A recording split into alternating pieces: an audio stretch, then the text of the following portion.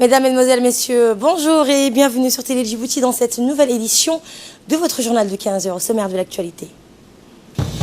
Le président de la République a procédé aujourd'hui à l'inauguration d'une usine de production d'huile de palme OPK13.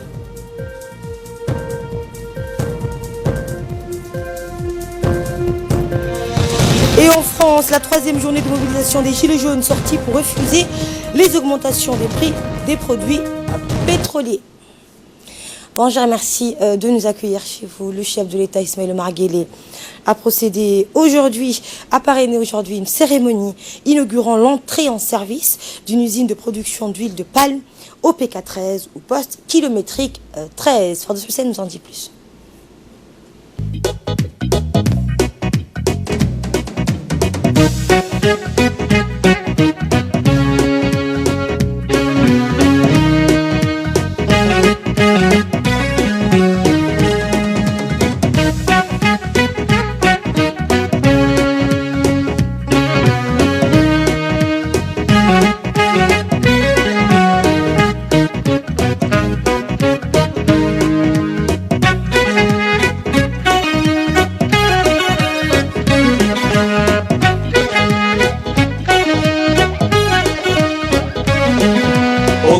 yahay goobta udaarta mahadale dadaalkii loo guntaday magaabine u socdaa aygu waagi baryaba heer buu sii gaadhayaa horumarkaadu goldhiiwa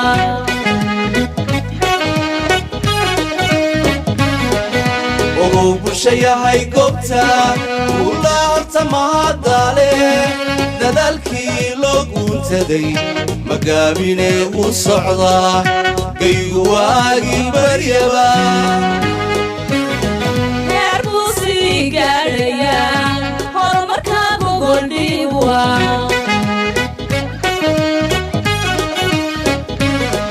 maantana curtaya galladii waxaa laga mooye qodobka warshada golden africa Djibouti. Président de la République Ismaël Omar Guelleh a parrainé aujourd'hui une cérémonie inaugurant l'entrée en service d'une usine de production d'huile de palme OPK13. À son arrivée sur le lieu, le chef de l'État a été accueilli par le ministre de l'Économie et des Finances, Ilyas Moussa Dawalé, le président du conseil d'administration de la société qui a promu ce projet, la Golden Africa Djibouti, M. Fouad Haïlsa. Ce dernier étant également le conseiller honoraire de la République de Djibouti en Malaisie.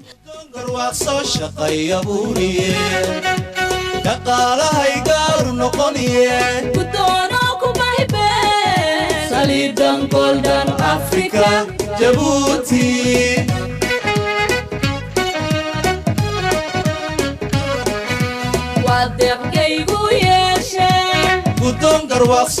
Au cours de la cérémonie inaugurale, le président de la République a dévoilé la plaque commémorative indiquant la date d'entrée en fonction de l'usine des mains du chef de l'État, et ce, par la grâce du Tout-Puissant. Cette usine est la première du genre à s'ouvrir dans la Corne de l'Afrique et va fortement assurer la distribution et la vente de l'huile de palme pour les pays de la sous-région. Selon les promoteurs, la Golden Africa Djibouti a investi quelques 30 millions de dollars pour montrer et finaliser ce projet. Cette usine offrira des emplois directs à quelques 200 personnes et une centaine d'autres qui en profiteront de manière indirecte pour l'acheminement de cette matière première dans les pays de la sous-région. L'huile de palme est fortement utilisée dans la confection de produits alimentaires et la restauration. Le président de la République a visité également les différentes installations de cette usine qui produira environ 16 000 tonnes métriques d'huile végétale et alimentaire par an.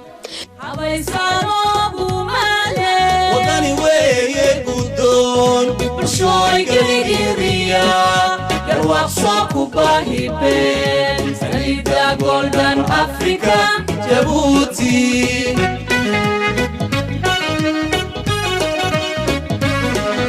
Salita yalo udgoon habaysano gumale wadani weye gudon bulshooy gadigiriya garwaaqso ku baahibeen salida golden africa Djibouti garwaaqso ku baahibeen Salidan Golden Africa Djibouti garwaaqso ku baahibeen Salidan Golden Africa Djibouti garwaaqso ku baahibeen. Le choix de la Golden Africa de s'installer à Djibouti n'est pas anodin.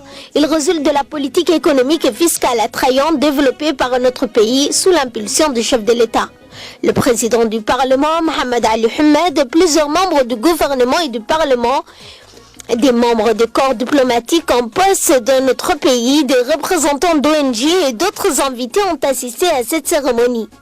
Le président du conseil d'administration de Golden Africa Djibouti, Fouad Hayel Saïd, a d'ailleurs souligné que ce projet industriel contribuera à répondre aux besoins en huile végétale sur le marché local et régional.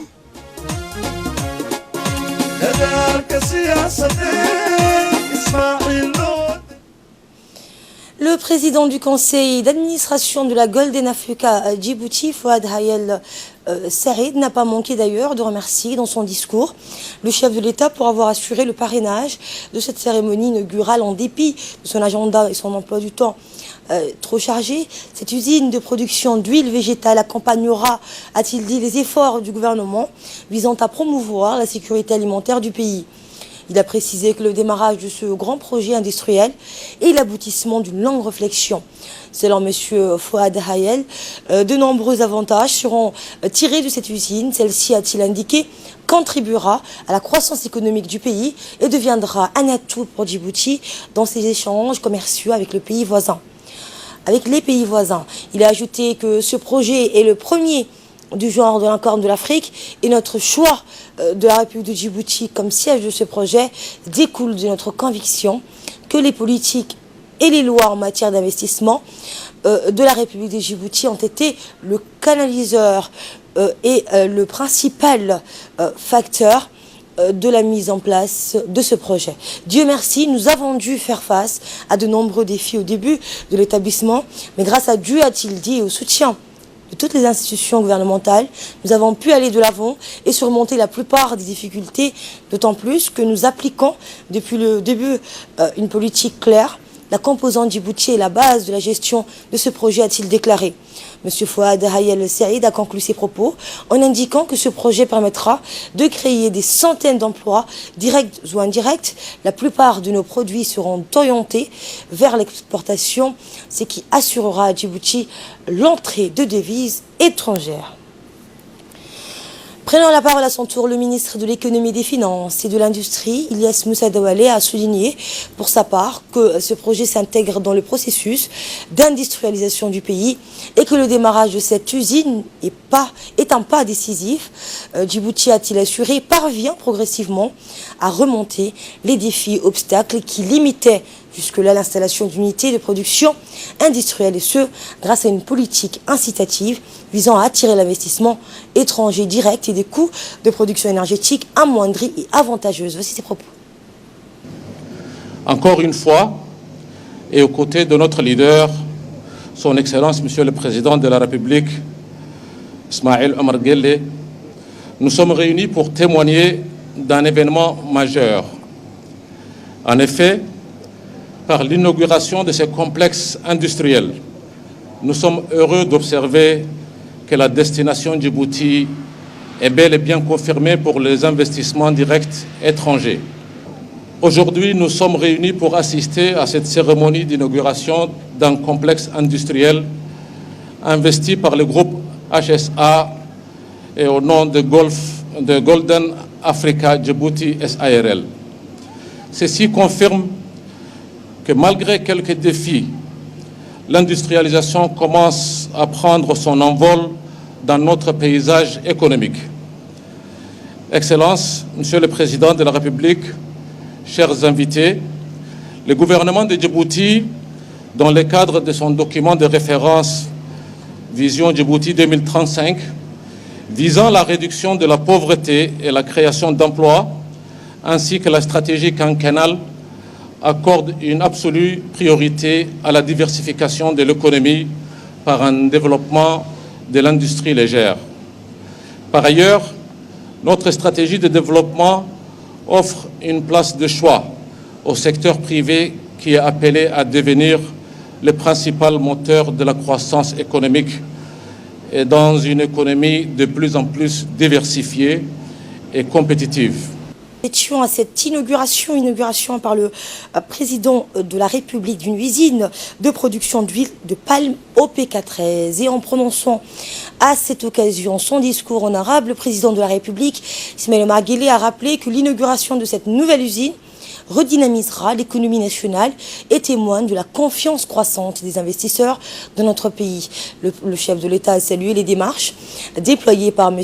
Fouad Hayel Saïd, le président du conseil d'administration de la Golden Africa, pour mettre en place cette usine de production d'huile de palme.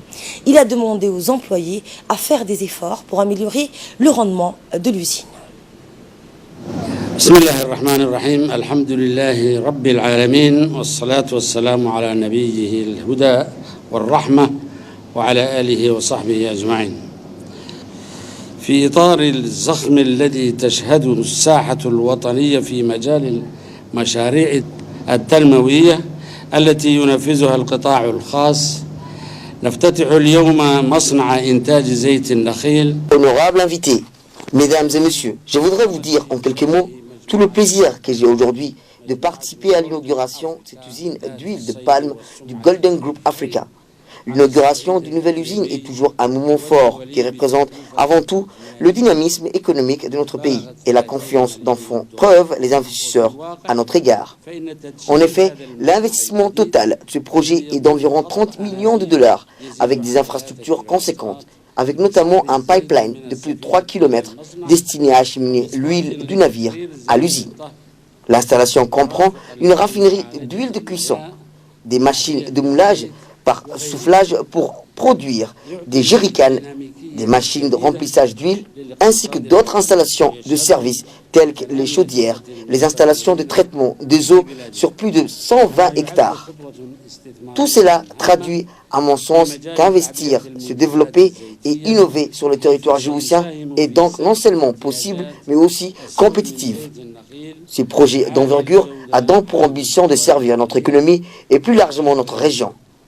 Mesdames et messieurs, il est étendu que le développement ne démarque réellement qu'avec l'industrialisation et je me réjouis donc que nous puissions apporter cette nouvelle pierre à l'édifice de notre émergence économique. L'inauguration de cette usine est également une source d'optimisme et de confiance en l'avenir, en ce sens qu'elle permet la création de plusieurs centaines d'emplois, majoritairement djiboutiens, en plus de ceux déjà engrangés lors de la construction de la mise en service de l'usine.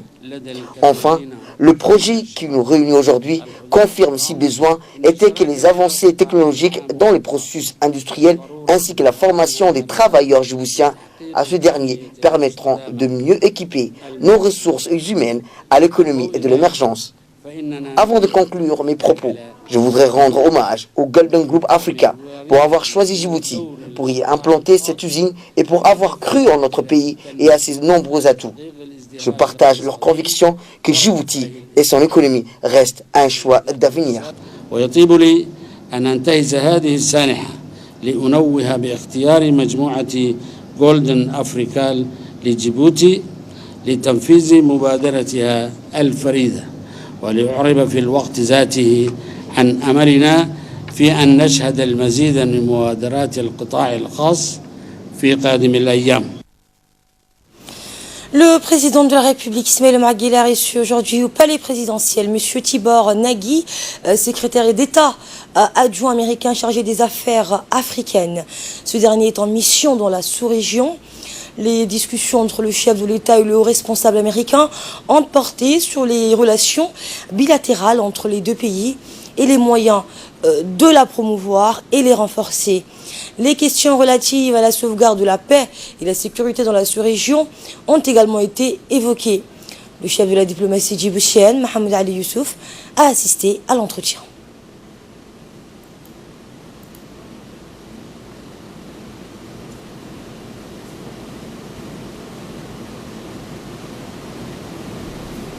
Dans une interview accordée à la presse nationale, le sous-secrétaire d'État adjoint chargé des affaires africaines, Tibor Nagui, s'est réjoui de l'accueil et de l'audience que lui a réservé le chef de l'État, ainsi que de la teneur des discussions.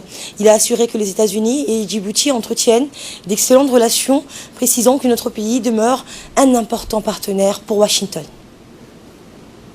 Pour sa part, le chef de la diplomatie djiboutienne, Mohamed Ali Youssouf, a souligné que le sous-secrétaire d'État adjoint américain chargé des affaires africaines est nanti d'une grande expérience sur tous les dossiers du continent, d'autant qu'il a longtemps été ambassadeur des États-Unis à Addis Abeba. Écoutons les propos du ministre. Surtout préciser que la visite de Tibor Nagui, qui est donc l'Assistant Secretary for African Affairs, est une visite importante. Dans la mesure où il a beaucoup d'expérience dans la région. Il a servi comme ambassadeur en Éthiopie et dans beaucoup de pays d'Afrique. C'est aussi un bon signal de la politique américaine sur le continent africain. L'Amérique, contrairement à ce que racontent les médias, n'est pas un pays qui est renfermé sur soi-même. Les États-Unis ont toujours été un pays mondial, un pays du monde qui a toujours servi les intérêts du monde. Je crois que chaque jour un peu plus, ce pays nous démontre que l'Amérique s'intéresse aussi bien à la sécurité et à la paix dans le monde, elle s'intéresse aussi au développement. Aujourd'hui, donc, M. Nagy a bien exprimé ce point de vue que son pays, son gouvernement souhaite accroître les investissements et le commerce sur le continent africain. Pour cela, il y a une loi qui est passée, qui s'appelle le Build Act, où le président Trump a annoncé 60 milliards de dollars d'investissement sur le continent africain. Vous voyez que les États-Unis, contrairement à ce que l'on raconte un peu dans les médias, ne font pas de la politique du protectionnisme. Au contraire, les États-Unis essayent de continuer à faire ou à apporter sa contribution globale qui a toujours été dans la tradition américaine. Ça, c'est un premier point qui est très important. Deuxièmement, les relations entre les États-Unis et Djibouti sont vraiment très spéciales. Nous avons toujours entretenu, depuis plus de 2 décennies, des relations particulières. Si Djibouti abrite aujourd'hui la seule base américaine à l'extérieur, sur le continent africain, c'est un signal fort pour vous dire que les relations entre les États-Unis et Djibouti sont spéciales. C'est vrai que les États-Unis sont un grand pays, mais toujours est-il que les États-Unis gardent, je dirais, beaucoup de respect et beaucoup d'attention pour les petits pays qui peuvent jouer un rôle important dans la lutte contre le terrorisme et dans la promotion de la paix et des valeurs de liberté et de démocratie à travers le monde. Troisième point qui me semble important dans cette visite, c'est que la région est en train de changer. Il y a beaucoup de dynamique de changement vers tout ce qui est plus positif, vers une réconciliation, vers la paix. Les États-Unis ne pouvaient pas être étrangers à cette dynamique. D'où la présence de Tibor Nagui dans la région pour dire que les États-Unis sont avec cette dynamique de paix, de réconciliation et que les États-Unis vont accompagner les pays de la région pour aller vers plus de stabilité. C'est le message que nous avons reçu et que nous avons accepté. Et Djibouti a toujours été un pays faiseur de paix. Nous avons toujours contribué à la paix, que ce soit en Somalie, dans la lutte contre la piraterie, le terrorisme. Je crois que la visite de Tibor Nagui est vraiment la bienvenue et elle vient à point nommé. Donc le compte rendu du chef de la diplomatie djiboutienne sur cette visite du sous-secrétaire d'État chargé des affaires africaines. Dans le reste de l'actualité, le président de l'Assemblée nationale, Mohamed Ali Hamad, a tenu aujourd'hui une importante réunion avec les femmes parlementaires présentes dans l'hémicycle. Cette réunion a permis de faire le bilan des activités de femmes parlementaires au sein de l'institution chargée d'élaborer et d'examiner les textes de loi. La participation des femmes au sein du pouvoir législatif est un important acquis. Ces dernières prennent part à toutes les activités et débats et sont missionnées à l'étranger lors de la tenue des conférences. Le président de l'Assemblée nationale a assuré que les femmes djiboutiennes se trouvent dans toutes les institutions de l'État et occupent des positions de haute responsabilité, et ce grâce à la volonté du chef de l'État. Le président de l'Assemblée nationale a enfin encouragé les femmes parlementaires à s'investir et à s'impliquer davantage pour faire valoir leurs points de vue et leurs idées dans toutes les commissions de l'Assemblée.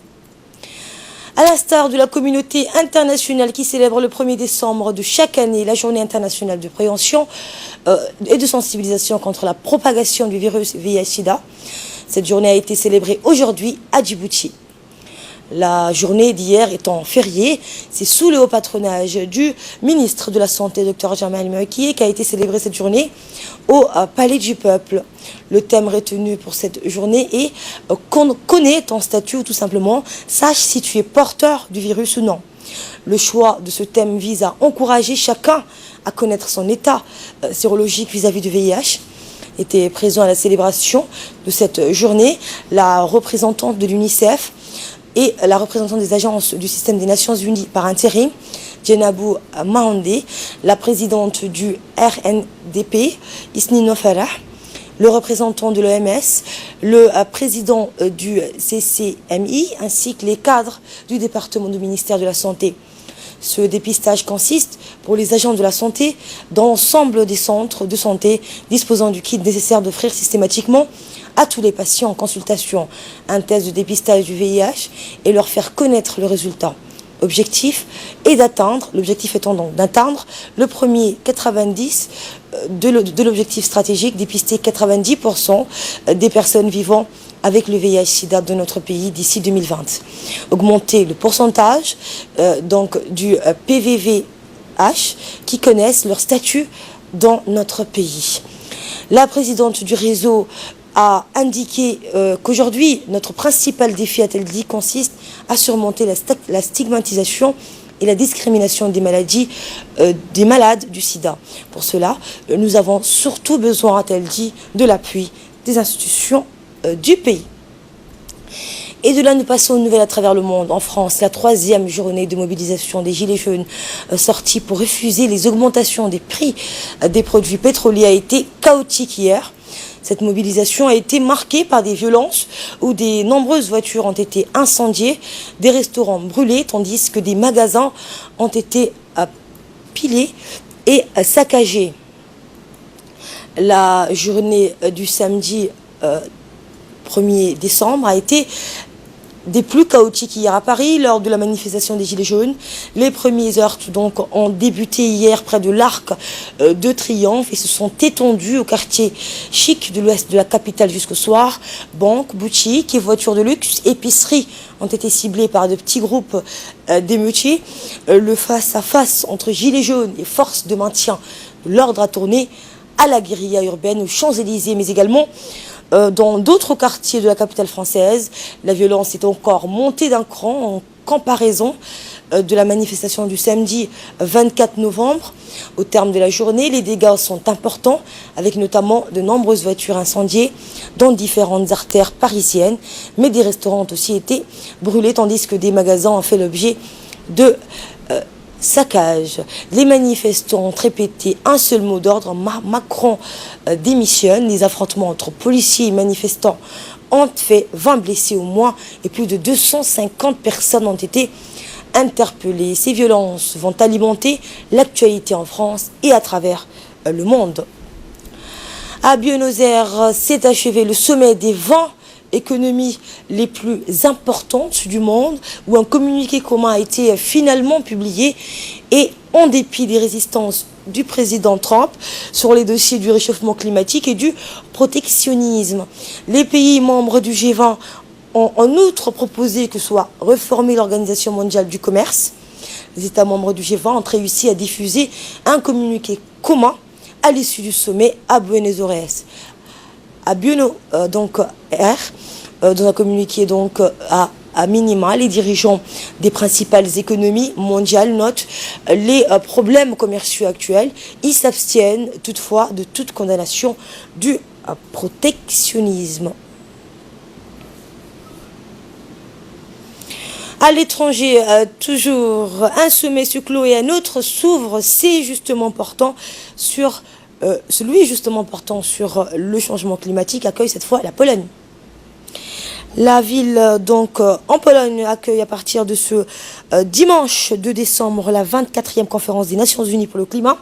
Cette conférence se tient dans un contexte défavorable pour le climat, alors que les événements climatiques extrêmes se multiplient.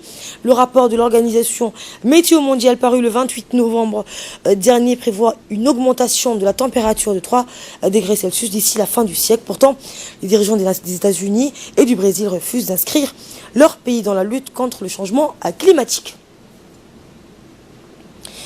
Et un mot en sport pour clore l'actualité. En sport, donc, la Confédération africaine de football est à la recherche d'un pays de remplacement pour organiser la CAN 2019. Le Maroc ou l'Afrique du Sud sont susceptibles de prendre le relais du Cameroun défaillant. Eh bien, l'Afrique du Sud et le Maroc sont deux candidats du premier plan pour organiser la Coupe d'Afrique des Nations 2019 qui compte désormais 24 équipes pour remplacer le Cameroun.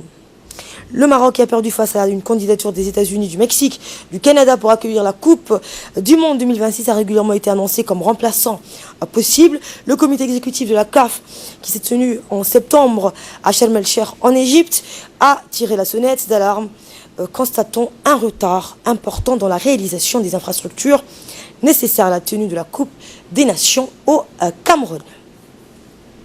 Fin de ce journal, merci à vous de l'avoir suivi, merci à la régie. Prochain rendez-vous à 22h pour un nouveau journal.